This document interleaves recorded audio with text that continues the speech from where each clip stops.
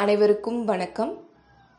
ஒழுங்கு மற்றும் ஒழுக்கம் பற்றி ஆசிரியர் வேதா அவர்களுடன் ஓர் உரையாடல். உடன் உரையாடுபவர் சிகரச் செம்மல். அனைவருக்கும் வணக்கம். ஆரா யோகா மையத்திலிருந்து சிகரச் செம்மல். நாம் இன்று ஒழுக்கங்களும் ஒழுங்குகளும் பற்றி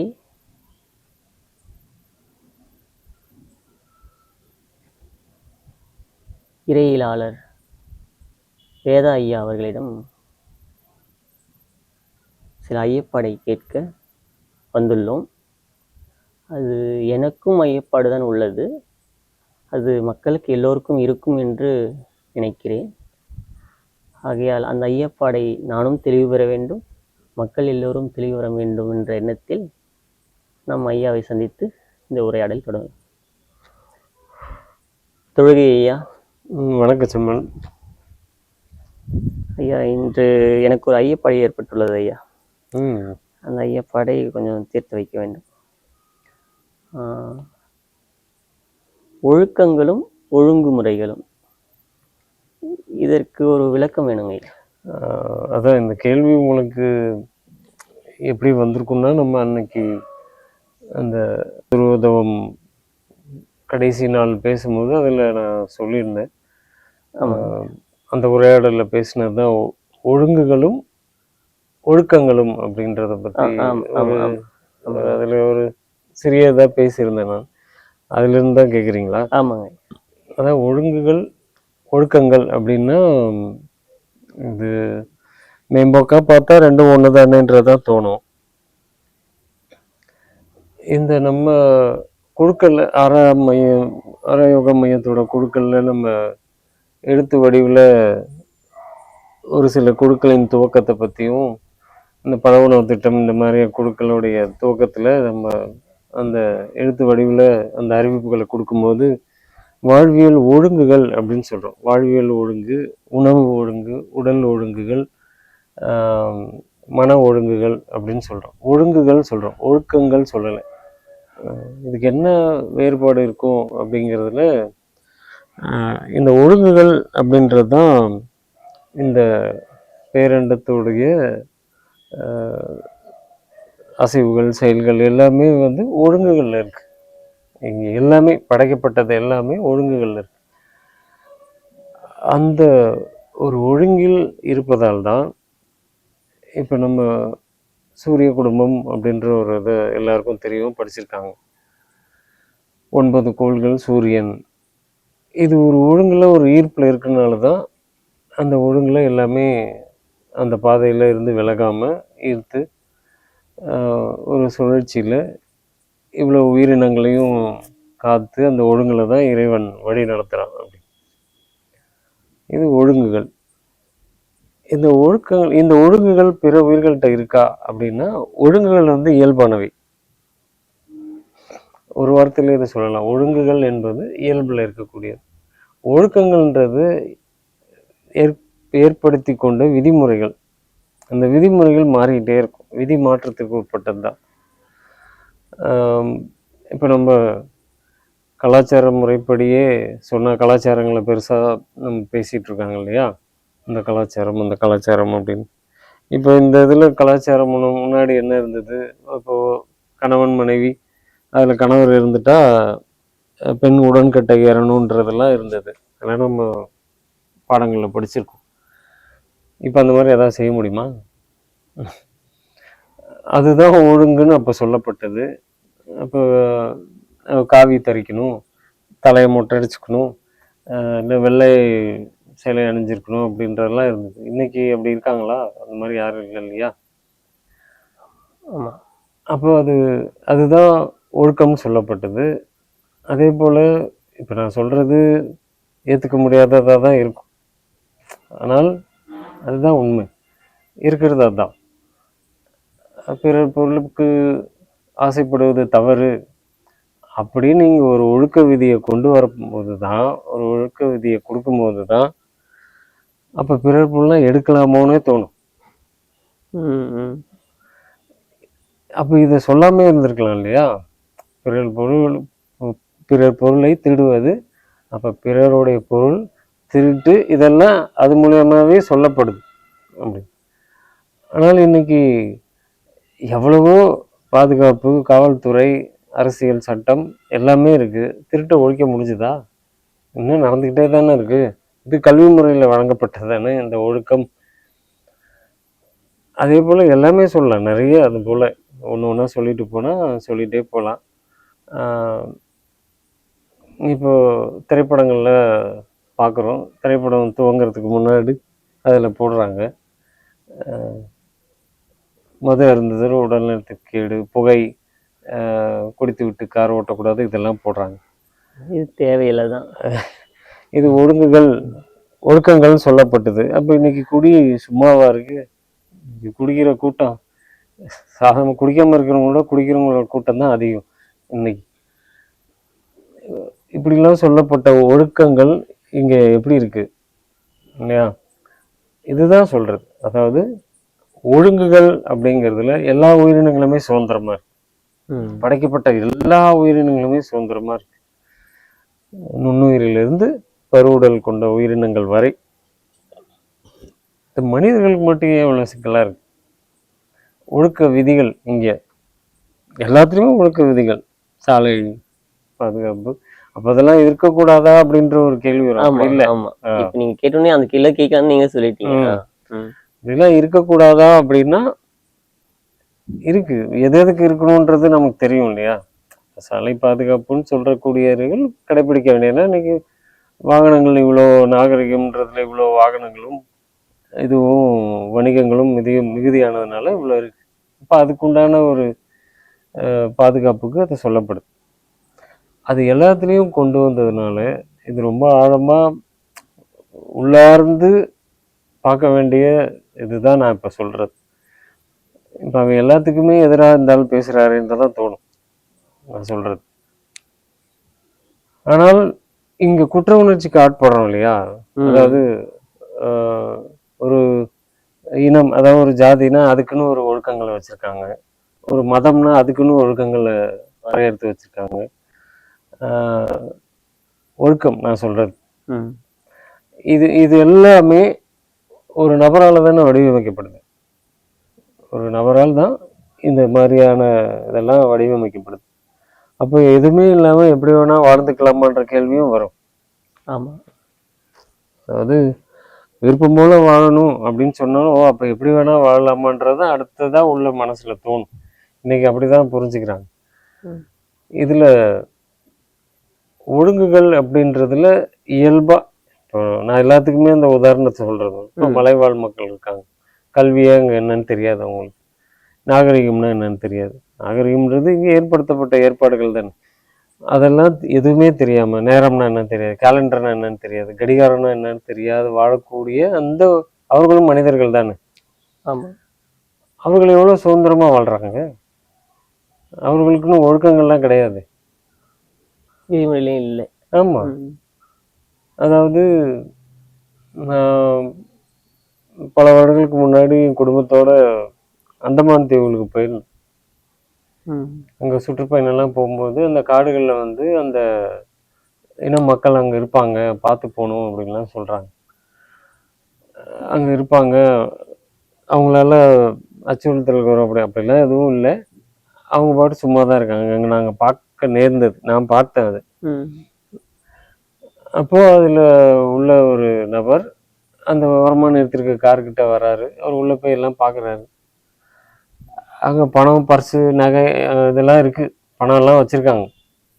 இவனுக்கு என்ன தேவை அதெல்லாம் தேடிட்டு அந்த கவருக்குள்ளேருந்து சாப்பிட்றதுக்கு எதாவது இருக்கா எடுத்துகிட்டு அங்கே சாப்பிட்டுட்டு அந்த பக்கமாக நின்றுட்டு இருக்காப்புல. இப்போ இதில் நான் என்ன பார்க்குறேன்னா, அந்த மனிதருக்கு அது திருட்டுன்னு தெரியவே தெரியாது. பசிக்கு உணவு எடுத்து பசிச்சுது, இங்கே பார்த்தா இதில் ஏதோ இருக்குது, இது அடுத்தவங்களோட பொருள், இது அடுத்தவருடைய உடைமை, இதெல்லாம் அவருக்கு தெரியாது. நீங்கள் இதெல்லாம் தான் நாகரிகம் நீங்கள் சொல்கிறாங்க.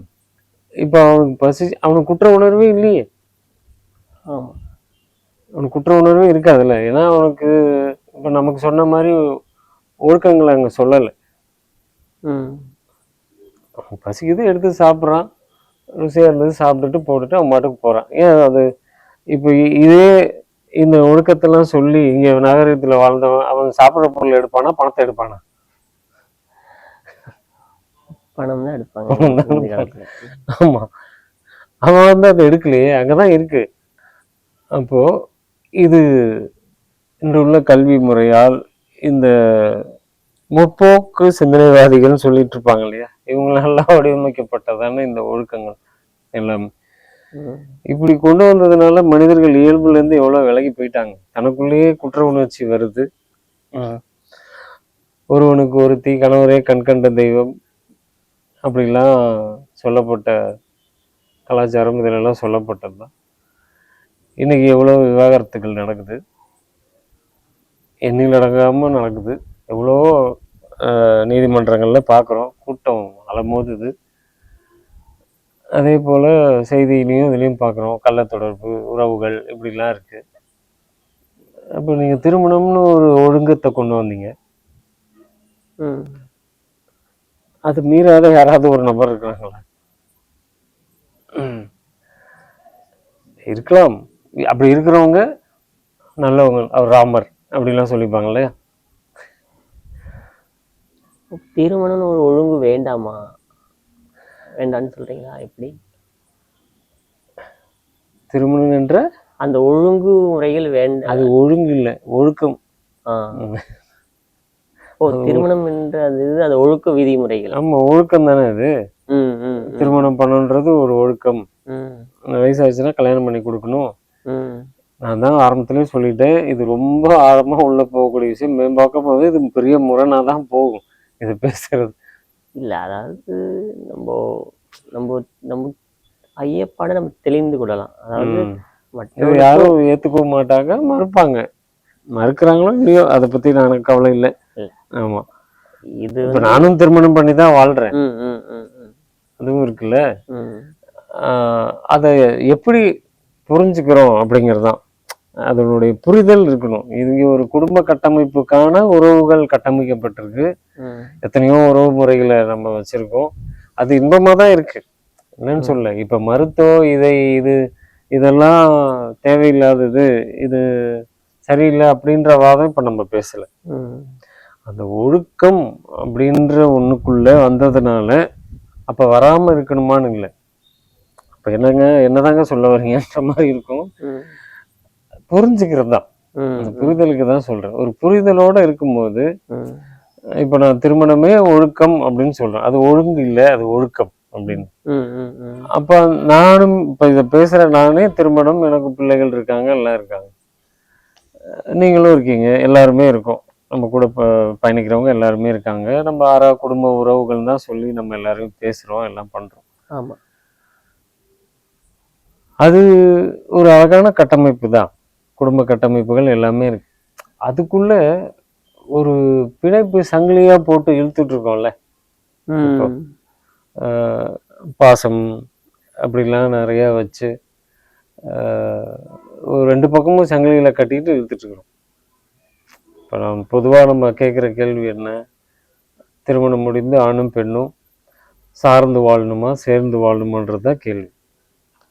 இங்க சார்ந்து வாழக்கூடிய தன்மை தான் ஒழுக்கம் சொல்லப்படுது. சேர்ந்துதான் வாழ, அது ஒழுங்கு. சேர்ந்து வாழ்றதுன்னு ஒழுங்கு.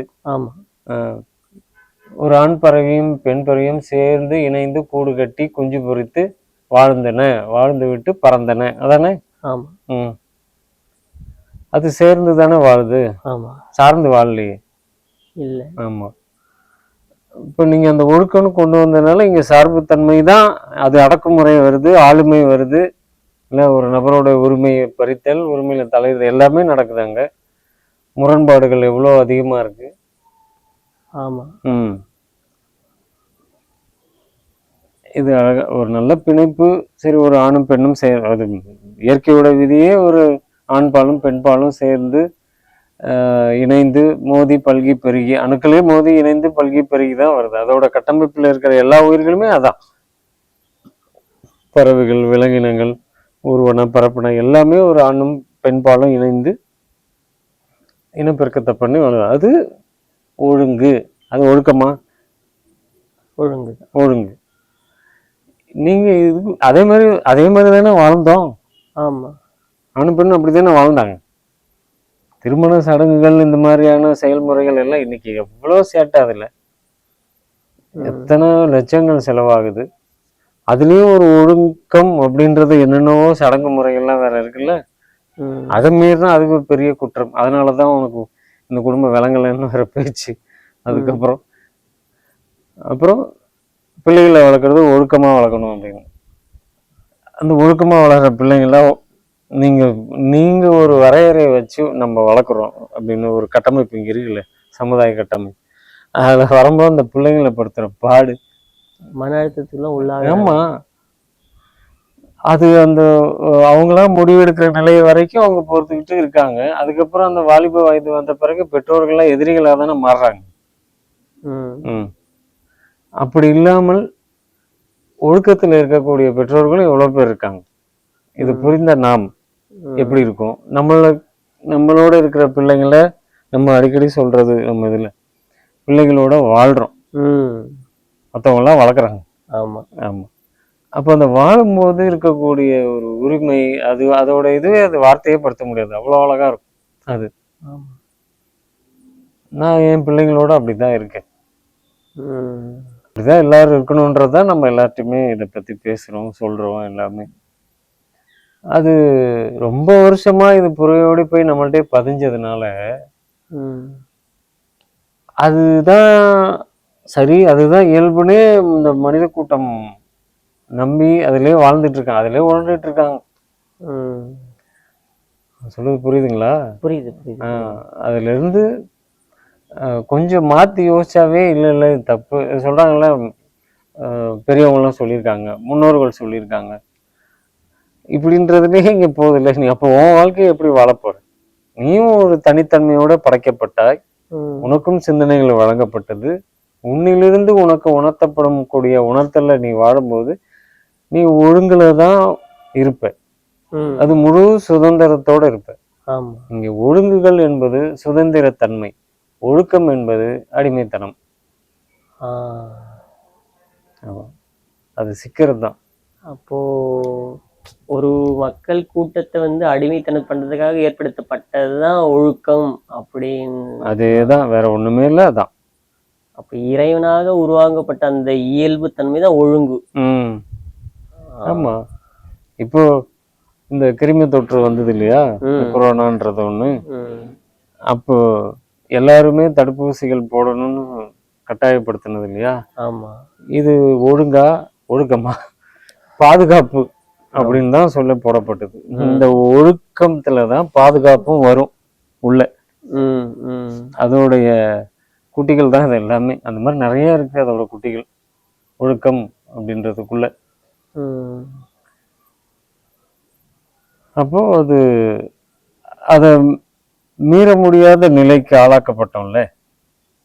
ஆமா, அப்படிதான் இருந்து எல்லாருக்கும் போடப்பட்டது. இன்று அதனுடைய விளைவுகளை எல்லாரும் அனுபவிக்கிறாங்க, நடந்துட்டு இருக்கு. அதுல போடாதவங்களுக்கு கூட இருக்கிறவங்களே எவ்வளோ அறிவுரைகளும் இதுவும் சொல்லப்படுது. இன்னைக்கு ஒரு வீட்டில் தான் பெத்த பிள்ளைக்கு, சின்ன பிள்ளைக்கு உடல்நிலை சரியில்லை அப்படின்னா ஒரு தாய், ஒரு நிதானமுள்ள ஒரு பெண், ஒழுங்குல இருக்கக்கூடிய ஒரு பெண், இது இயல்பானது, காய்ச்சல்ன்றது வரும் போகும், அந்த குழந்தைக்கு எதிர்பார்த்தலை கொடுக்கும்ன்ற ஒரு புரிதல் உள்ள ஒரு பெண் அந்த பிள்ளைக்கு வீட்டிலேயே வச்சு ஏதோ ஒரு சின்ன சின்ன கஷாயங்களோ ஏதோ கொடுத்து ஓய்வில் இருக்க வச்சு பக்கத்துல இருந்து பார்த்துட்டு இருக்கும்போது அந்த வீட்டில் இருக்கிற மற்ற பெரியவர்கள் எல்லாரும் அந்த பெண்ணை புகழ்வாங்களா, வசப்படுறாங்க.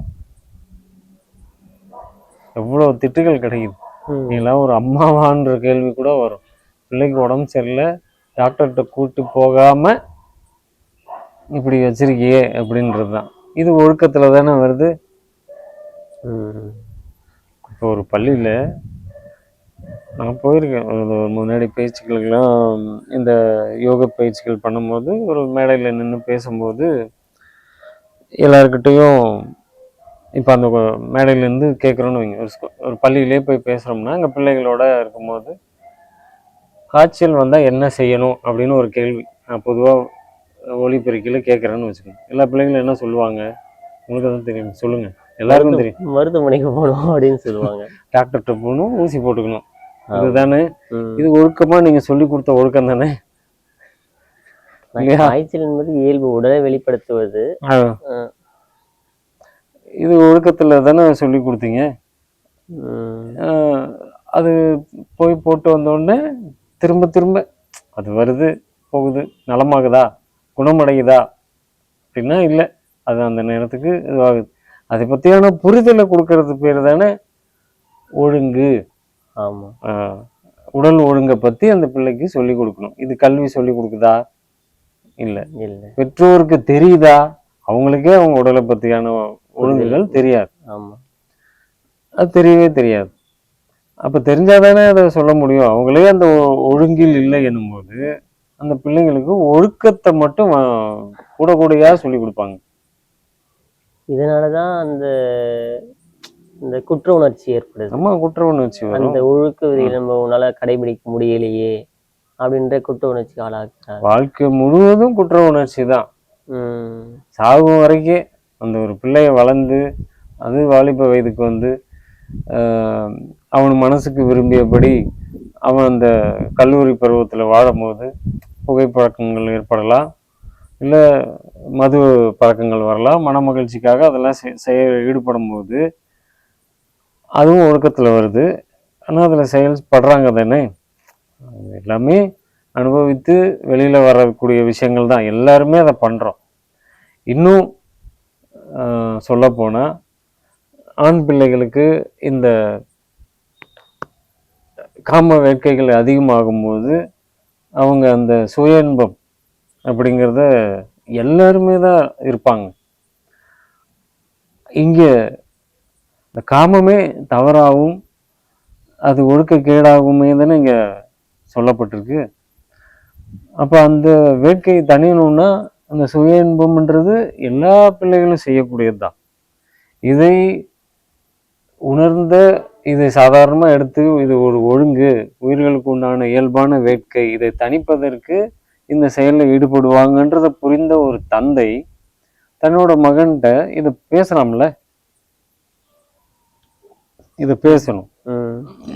இது மாதிரி தோணுப்பா, அது இருந்துக்கலாம்ப்பா, அதெல்லாம் குற்றம் இல்லை, ஆனால் அது அதிகமாக இல்லாமல் பார்த்துக்கணும். மகாத்மா காந்தி தன்னோட இதுல எவ்வளவோ விஷயங்கள் இதை பத்திலாம் சொல்லியிருக்காரு. அவர் மகாத்மான்னு பட்டம் கொடுத்த பிறகுதான் அவர் தனக்குள்ள இந்த காம வேட்கைகளை பத்திலாம் எழுத ஆரம்பிச்சாரு, வெளியிட்டது. அவர் ஒழுங்கில் வாழ்ந்த மனிதர். அவருக்குள்ளதான் அந்த சுதந்திரத்தன்மை வந்து எந்த விதமான போராட்டமோ எதுவுமே இல்லாம எவ்வளவு எளிமையா அந்த சுதந்திரத்தை பெற்றுக் கொடுத்தது அவரு இல்லையா.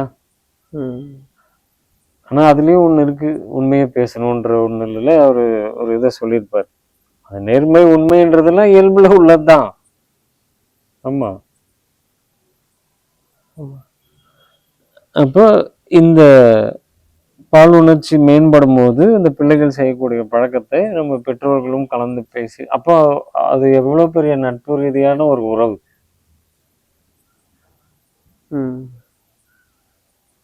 அதை கண்டுபிடிச்சு இந்த ஒரு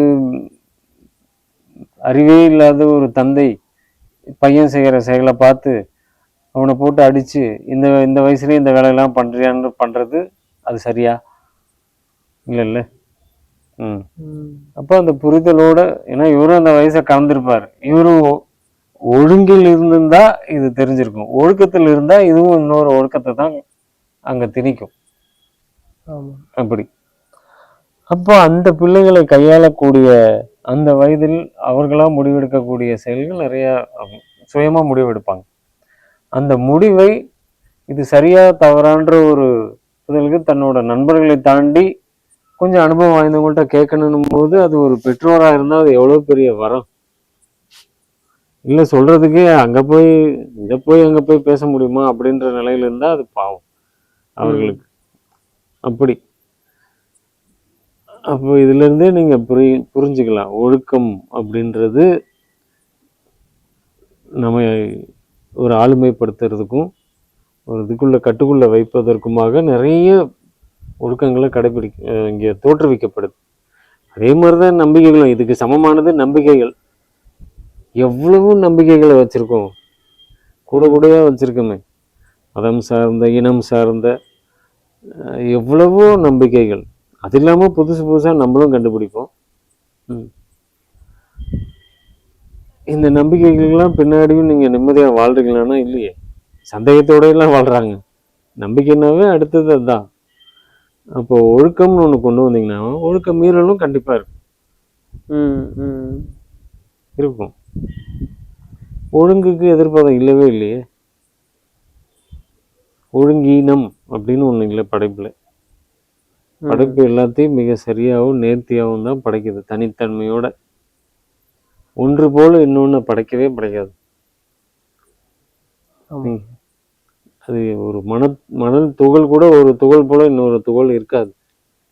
ஒரு மரத்தில் உள்ள இலை, பல ஆயிரம் இலைகள் இருக்குன்னா ஒரு இலை போல இன்னொரு இலை இல்லவே இல்லை. அது ஒழுங்கு. அந்த ஒழுங்குல எவ்வளோ தனித்தன்மையோட எவ்வளவு படைப்புகளை படைக்குது. அந்த படைப்பில் இருக்கக்கூடிய மற்ற உயிரினங்கள் எல்லாம் ஒழுங்கில் எவ்வளோ பொறுப்போட செயலாற்றுது எல்லாமே. இந்த மனிதர்களுக்கு என்ன பொறுப்புல இருக்காங்க? தன்னோக்கு, அந்த இதுலயே இன்னைக்கு உள்ள மனித சமூகம் அதிகமா இருக்கு. தன்னுடைய நோக்கம் மட்டுமே பெரிதா செயல்படக்கூடியதான் இன்னைக்கு பெருநிறுவனங்களும் எல்லாமுமே அப்படிதான் இருக்கு. இப்போ அடிப்படையிலேருந்து பார்த்தீங்கன்னா, ஒரு கல்வி நிறுவனத்துக்கு அதனோட நோக்கம் என்ன? ஆசிரியர்கள் சிறப்பாக செயல்படணும். ஆசிரியர்கள் சிறப்பாக செயல்படணும்னா எப்படி செயல்படணும்? அவர்களிடம் இருக்கக்கூடிய மாணவர்கள் அதிக மதிப்பெண்களை எடுக்க வைக்கக்கூடிய திறன் அவங்கள்ட்ட இருக்கணும், படிக்க வைக்கக்கூடிய இல்லை. ஒரு கல்வி நிறுவனத்துக்கு ஆசிரியர்கள் அடிமைகளாக இருக்காங்க. ஆசிரியர்கள் மாணவர்களை அடிமைகளாக வச்சுக்கிறாங்க. அடிமைகளுக்கு அடிமைகள் தேவைதான். அடிமைகள் எப்பவுமே அதிகாரம் பண்ணதான் ரொம்ப விருப்பப்படுவாங்க. ஏன்னா அடிமைகளாகவே இருக்காங்க இல்லையா? புரியுதா? அப்போ ஆசிரியர்கள் வந்து மாணவர்களுக்கு ஒழுக்கத்தை கற்றுக் கொடுக்காம ஒழுங்குமுறைகளை கற்றுக் கொடுப்பாங்க. ஒழுக்கங்கள் ஆமா, இங்கதான் கல்வி முறையில தானே நிறைய ஒழுக்கங்களை சொல்றாங்க, ஒழுங்குகள் இல்லை. அப்போ அவர்களுக்கு அந்த கல்வி நிறுவனத்துக்கு அந்த ஆசிரியர்கள் அந்த நிலைக்கு கொண்டு வரணும், அந்த நிறுவனத்தை மேம்படுத்தணும். ஆசிரியர்களுக்கு சிறப்பாக செயல்படணும்னா மாணவர்களை நீங்க வற்புறுத்தணும். அதே இது அவங்களுடைய பெற்றோர்கிட்டையும் நீங்க அதை திணிக்கிறீங்க. வீட்டில் இருக்கிற நேரத்தோட பள்ளியில் இருக்கிற நேரம் தான் அதிகம். ஆனா இங்க பெற்றோர் சந்திப்புன்னு ஒரு நிகழ்வை வச்சு அதுல பெற்றோர்களை தானே உங்க பையன் படிக்க மாட்டான், அதுக்கு தானே பள்ளிக்கு அனுப்புறோம். இது இந்த பெற்றோரை கேட்குறாங்களா?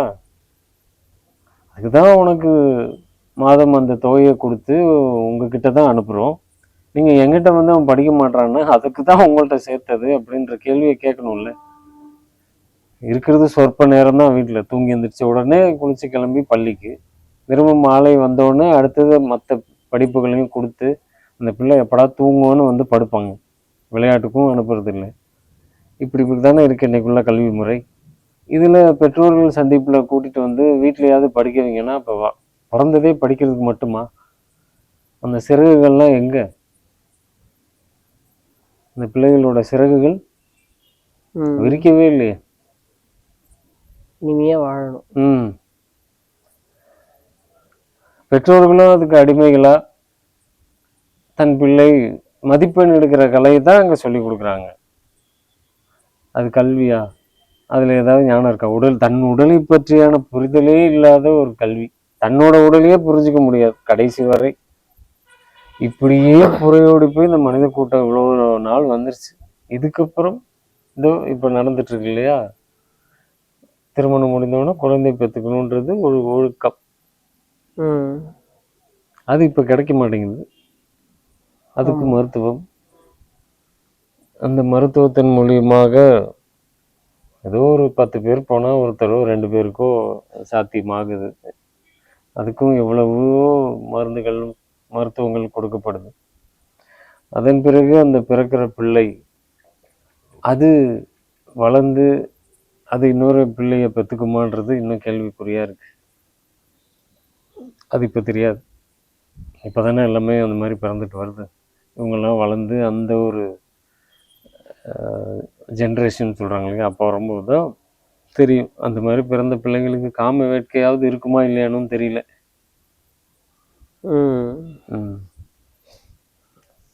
இப்படி ஒழுக்க விதிகளை நிறையா ஏற்படுத்தி கொண்டு அதுக்காக இது அதுக்குள்ளேயே சிக்கிட்டு வாழ்ந்துட்டு இருக்கிறதெல்லாம் தள்ளி நின்று பார்க்கும்போது வேடிக்கை தான் பார்க்கணும். வேறு ஒன்றும் பண்ண முடியாது. இனிமேலாம் இதை மாற்றி கொண்டு வர முடியான்னு மாற்றலாம் முடியாது. அவரவர் புரிந்து கொண்டு ஒரு புரிதலோட வாழணுன்றது தான் இந்த உரையாடலாம் நம்ம பேசுகிறோம். ரெண்டு புரிந்து கொண்டு சூழலோடு பொருந்தி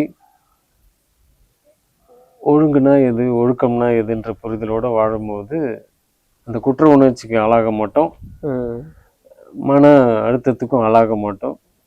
ஒரு நிறைவான நிதானமான வாழ்க்கையை வாழ்வோன்றது தான் நம்ம இதை பேசுகிறோம். இன்னொன்றுங்கய்யா, அப்போது திருவள்ளுவர் திருக்குறளில் ஒழுக்கம் விழுப்பம் தரலான் ஒழுக்கம் உயிரும் ஓம்பப்படும் சொல்லியிருக்காங்க. அப்போ அந்த ஒழுக்கம் என்பது அவர் சொல்ல வந்தது ஒழுங்குமுறை தான் சொல்ல வராரா எப்படிங்கய்யா? ஆமாம், இவ்வளோ புரிதல் உள்ளவர் அதை தானே சொல்லியிருப்பாங்க. அந்த ஒழுக்கம்ன்றது அவர் எந்த ஒழுக்கத்தை சொல்லியிருப்பார்? அதுக்கப்புறமாவே இந்த திருமணம் அந்த இதெல்லாம் இருந்தது. அவங்க மனைவியோட வாழ்ந்தாங்க, இதெல்லாம் இருந்தது. அந்த ஒழுக்கங்கள்லாம் இருந்தது இல்லையா? அப்போ அவரெல்லாம் நம்ம இது பண்ணி பேசுறதுக்கு உண்டான அருகதெல்லாம் நமக்கு இல்லை. அந்த செயலை நீங்கள் குறிப்பிட்டு கேட்டதுனால இதுவாக அப்படி நம்ம பேசலாம்.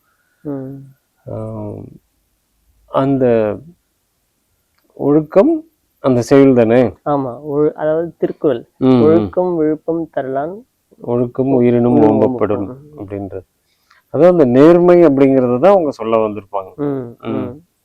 நேர்மை, நியாயம், இதெல்லாம் இதுவும் ஒழுக்கத்துல வர்றதுதான். இது ஒழுங்குகள்லயும் வரும், ஒழுக்கத்திலயும் வரும். நீங்க இதை ஒழுக்கம்னு சொல்லிக்கலாம், ஆனா இது ஒழுங்கு. இப்போ புலி கூட்டங்கள் இருக்கு, சிங்க கூட்டங்கள் இருக்கு. தனக்கு பசி மேலோங்கும் போது அருகில் இருக்கிற ஒரு சிங்கத்தையே அதை கொண்டு சாப்பிடுதா? ஆனா அது ஒரு மானையோ மற்ற உயிரினங்களை தான் வேட்டையாடுது. அப்ப இது என்னது? ரெண்டுமே இறைச்சி தானே. மனிதர்கள் நாமும் தான். இப்ப நம்ம மற்ற உயிரினங்களை தான் அசைவமா சாப்பிடுறாங்க. அப்போ இது ஏன் இந்த இது இருக்கு அப்படின்னு ஆழமா பார்த்தோம்னா அது எங்கேயுமே இல்லைல்ல. ஒரே உயிரினம் அதோட இனத்தையே கொண்டு சாப்பிடாது. ஆனா ஒரே உயிரினம் அதே இனத்தை கண்டு பயப்படாது. ஆமா, யானைகள் கூட்டமா இருக்கும், புலிகளும் நிறைய கூட்டமா இருக்காது. அதாவது தாவர உண்ணிகள் எல்லாமே கூட்டமா இருக்கும். மாமிச உண்ணிகள்லாம் ஓரளவு குடும்பத்தோட இருக்கலாம், ஒரு ஆணும் பெண்ணுமா இருக்கும், இல்லை ஒரு 4-5 சேர்ந்து அப்படிதான் இருக்கும், பெருங்கூட்டமா இருக்காது. ஆனா ஒரு பரப்புல இருக்கும், அங்கங்க இருக்கும். தன்னோட இனத்தை கண்டே பயப்படாது. ஆனா மனிதர்கள் இன்னைக்கு அதிகமா பயப்படுறது விலங்கினங்களை கண்டா. தன் இனத்தை கண்டேவா? விலங்கினங்களே இல்லையே. நீங்க ஜூல போனாதான் இருக்கும். இங்க சரி, விலங்கினங்கள்லாம் காட்டுல இருக்கு, நகர்ப்புறத்துல தானே வாழ்றாங்க. இங்க எல்லாரும் பயம் இல்லாம வாழ்றாங்க, அச்சம் இல்லாம வாழ்றாங்களா பாருங்க. எவ்வளவு பாதுகாப்பு ஏற்பாடுகளை சுத்தி வச்சிருக்காங்க எல்லாரும். அப்ப வீட்டுல அச்சத்தோட தான் வாழறாங்க. ஆமா, இது யாரை கண்டு அச்சம்? விலங்கினங்களை கண்டா? நீங்க சிங்கம் ஏதாவது வந்துருமா? நகர்ப்புறத்துல வராது இல்ல. அப்ப எதை கண்டு அச்சம்? எதை கண்டாலும் அச்சம். அப்படித்தானே இருக்கு. அதான் சிறு வயதிலே வந்து அச்சுறுத்தி அடிச்சு ஒழுக்க விதிகளை சொல்லதுனால அப்படி ஏற்பட்டு. எவ்வளோ அச்ச உணர்வோடு வாழ்கிறாங்க இன்னைக்கு. நகரத்துக்கு நடுவில் இருக்கிறவர்களுமே கோடி ரூபாய் கொடுத்த அடுக்குமாடி குடியிருப்பு, வாசலில் முதல் நுழைவாயிலிருந்து வீட்டு வாசல் வரைக்கும் உள்ள கேமராக்கள் எல்லாமே இருக்குது. பாதுகாப்பு ஏற்பாடுகள் எல்லாம் இருந்தும் தைரியமாக வாழக்கூடிய மனிதர்கள் இன்னைக்கு இருக்காங்களா பாருங்க, தைரியமாக வாழ்கிறாங்க. ஆனால் அங்கேயும் ஒழுக்கங்கள் இருக்குது, நிறைய இருக்குது ஒழுக்கங்கள். நீங்கள் வாழ்கிற குடியிருப்பில் எவ்வளோ ஒழுக்கங்கள் இருக்குது. நம்மளுடைய ஆறாய யோக மையத்துக்கு வரவர்கள் கூட நிறைய பேர் வந்து நிறைய நல்ல உயர்ந்த பதவியில் இருந்தவர்கள் கூட அவங்களுக்கு கொஞ்சம் பய உணர்வு இருக்கதான் செய்யுது, பார்த்துருக்கோம். ஆமாம், இது இயல்பு தொலைச்சி வாழ்கிறவங்களுக்கு இனம் புரியாத பயம் இருக்க தான் செய்யும். இறை தொடர்பே இருக்காது அவங்களுக்குலாம். தன்னோடைய அவங்க தொடர்பில் இருக்க மாட்டாங்க. தன்னோடைய தன் இணைந்து இருக்கக்கூடிய நிலை இல்லாமல் அதீத அச்சத்துலேயும் பதட்டத்துலேயும் பரபரப்புலையும் தான் இன்னைக்கு இருக்காங்க. நீங்கள் வடிவமைச்ச ஒழுக்கங்கள் தானே எல்லாமே. நீங்கள் படித்து போற்றி உங்கள் பிள்ளைகளுக்கும் அதையே வலியுறுத்தி வாழ்ந்து இன்பமாக வாழ்கிறீங்களா? இல்லையே. மகிழ்ச்சியாக அப்பப்போ வாழ்ந்துக்கிறீங்க, அப்பப்போ மகிழ்ச்சியாக வாழ்ந்துக்கிறீங்க. அந்த மகிழ்ச்சின்றது என்ன? ஏதோ ஒரு காரணம் கிடைக்கணும், அப்போதான் மகிழ்ச்சி. இன்பமாக வாழல, இப்போ காரண காரியம் இல்லாமல் நம்ம அந்த வாழ்வியல் ஒழுங்குமுறையோடு வாழும்போது நம்ம இனிமையாக ஆனந்தமாக வாழலாம். ஒழுங்குகளோட. அப்போ அந்த ஒழுங்குகள்னு இன்னொன்று சொல்கிறேன்னு, இப்போ உணவு ஒழுங்குன்னு சொல்கிறோம். இந்த உணவு ஒழுங்குல உணவு ஒழுங்கு எது? இன்னைக்கு எவ்வளவு உணவு வகைகள் இருக்கு. அதெல்லாம் உணவுகளா இல்லையானே தெரியல. ஆனால் இன்னைக்கு இந்த நாக்கை ஏமாற்றக்கூடிய ஒரு உப்பு கண்டுபிடிக்கப்பட்டது. அதுக்கு இந்த சாட் மசாலான்னு ஒன்று சொல்லுவாங்க. நம்ம ஏற்கனவே இதை பற்றி ஒரு இதில் சொல்லியிருக்கேன் நான். அதாவது ஒரு மாடு, நீங்கள் ஒரு பசுமாடு வளர்க்குறீங்க, அதுக்கு ஒரு 20 நாளாக எதுவுமே கொடுக்கல, ரொம்ப மெலிஞ்சு போயிடுச்சு, வெறும் வால் தோல் தான் இருக்கு, அப்படி மெலிவாக இருக்கு, பசி, தண்ணி மட்டும் உயிரோடு இருக்கிறதுக்காக கொடுக்குறீங்க. அவ்வளோ பசியோடு இருக்கக்கூடிய ஒரு மாட்டிற்கு ஒரு 20 நாள் கழிச்சு நீங்கள் ஒரு தட்டு நிறையா சாம்பார் சாதம், இல்லை இப்படி ஒரு பிரியாணி, நீங்கள் சொல்லக்கூடிய அந்த அசைவ உணவுகள் எல்லாம் ஒரு தட்டு நிறையா வச்சு கொண்டு போய் வச்சிங்கன்னா அது சாப்பிட்டா உயிர் வாழ்ந்துடும். அது சாப்பிடுமா? அதுக்கு என்ன தேவையோ அது தேடும்.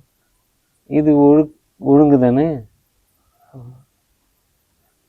அதே ஒரு புலி, சரி நீங்கள் இன்னொரு கூண்டில் புலி வளர்க்குறீங்க, அதே 20 நாள் 25 நாள் எதுவுமே போடலை, தண்ணி மட்டும். அதே மாதிரி 20 நாள் கழிச்சு ஒரு புல்லோ இல்லை வைக்கோல் கொண்டு போய் போடுறீங்க, சாப்பிட்ருமா? சாப்பிடாதுல்ல. சாப்பிடாம இறந்தே போயிடும். மாடும் இறந்து போகும், இதுவும் இறந்து போகும்.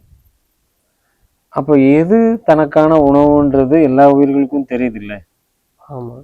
இதே ஒரு மனிதனை ஒரு சிறைச்சாலையில் ஒரு போட்டு இதே மாதிரி 15-20 நாளைக்கு எதுவுமே கொடுக்காம தண்ணி மட்டுமே கொடுத்து நீங்கள் ஒரு 20 நாள் கழிச்சு ஒரு புல்லு கட்டியும் ஒரு சாட் மசாலாவையும் பக்கத்தில் வச்சிங்கன்னா போதும். இல்லை புளி, உப்பு, மிளகாத்தூள், இந்த 3 வச்சாலும் போதும். இல்லை சாட் மசாலாவும் ஒரு புல்லையோ வைக்கோலோ, இல்லை நீங்கள் ஒரு சைவ ஒழுக்கத்தில் இருக்கிறவர்னு வச்சுப்போம். சைவ ஒழுக்கம், நான் சைவத்தில் இருக்கக்கூடிய ஒழுக்கவாதி அப்படின்னு. அவங்க 20 நாள் ஆச்சு, உங்களுக்கு முன்னாடி வந்து அசைவ உணவு வச்சா சாப்பிட்டு உயிர் வாழ்ந்துருவீங்களே, சாப்பிட்ருவாங்கல்ல, உயிர் போயிடும்.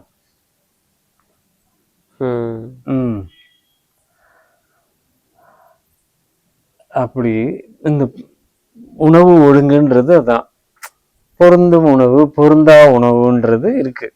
அது எல்லாருக்குமே உணர்த்தப்படுது.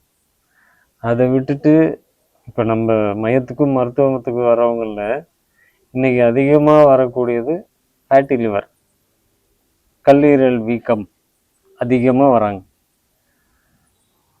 எல்லாருமே அதுக்கு ஒரு பொதுவான ஒரு காரணத்தை சொல்கிறாங்க. நான் வெயிட் கம்மியாக தான் இருந்தேன், இந்த லாக்டவுன் பீரியடில் தான் இந்த மாதிரி ஆயிடுச்சு அப்படின்றத நிறைய பேர்கிட்ட வரக்கூடிய வார்த்தைகளை நான் பார்க்குறேன். ஏன்? அப்போ நீங்கள் உங்களுடைய அந்த ஒழுங்குகள்லேருந்து மீறினீங்க. உடல் ஒழுங்குன்னு தான் பேர், அதுக்கு ஒழுக்கெல்லாம் என்னன்னு தெரியாது. அது ஞானம் உள்ளது, அது நம்மளுடைய உடல்.